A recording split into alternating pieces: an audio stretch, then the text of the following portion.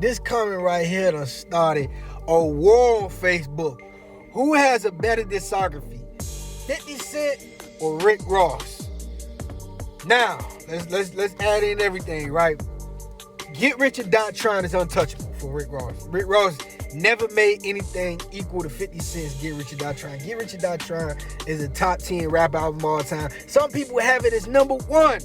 So Ross can't touch that, but does Ross have better projects than all the 50 projects combined? Now this is what we got to go into it. Okay, so debut albums, Port of Miami versus Get Rich or Die Trying, over. But here's where it get questionable, right? The Massacre by 50 Cent. Now, I don't like to do hypothetical, but let's do a hypothetical right quick.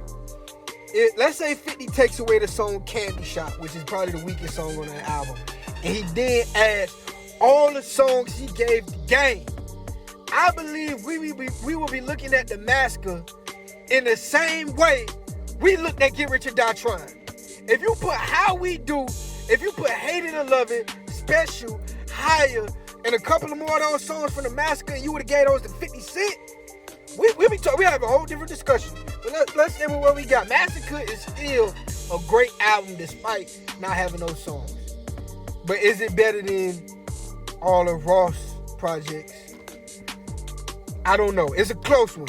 Ross' best project to me is probably Teflon Don. Some people will argue the mixtape Rich Forever. Rich Forever is Ross' best work, period. I've seen a lot of people say that.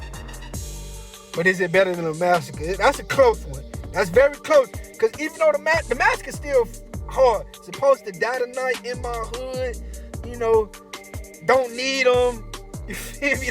There's some joints on that. Power. Get Out My Car. You know what I'm saying? Okay, but after that, so let's do Curtis versus whatever Ross' best project is. Triller or Jesus Piece, I can't lie. God, that's the name of the song. God Forgives, I Don't. That was a dope album by Ross. I ain't gonna lie, that album better than Curtis. Curtis is kind of slept on the 50 discography, but yeah. Now if we go to mixtapes, because Ross got more albums than 50. I think Ross got like 11 albums. I think 50 stopped making albums. 50 haven't made an album in since 2011 or something like that. And Ross has made like 5 albums since then. But let's add in mixtapes as well. 50 Cent is pretty much the creator of what was the mixtape. You know what I'm saying? So 50 iconic in the mixtape game.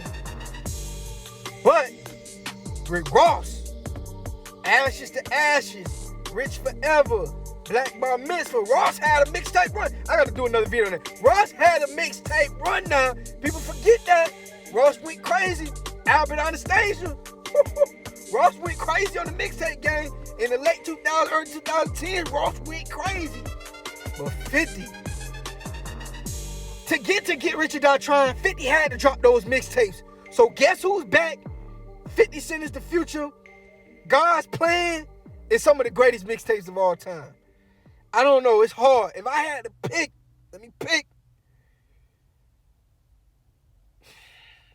50 discography is more impactful. Ross just dropped more albums, and he dropped more quality albums because 50 started Animal Ambitions. All those albums, some of those albums wasn't good. Before I Self-Destruct was kind of okay. Self-Destruct was kind of okay. It was better than what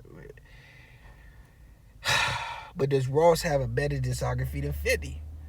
This is a tough one, man. I'm going to say, personally, for me, I believe even though 50 has less albums, his discography is still better than Ross because how impactful that was. And when you talk about the G-Unit, Beg for Mercy, is Beg for Mercy a classic? Beg for Mercy might be a classic. We got to think about it. Beg for Mercy really don't have no weak songs on it. That album is fire. I don't know, man. I don't know. But I'm going with 50 Cent discography is better than Ross. Ross has a lot of projects that are good, but 50 GOAT projects is strong enough to outdo 7 or 8 of Ross projects.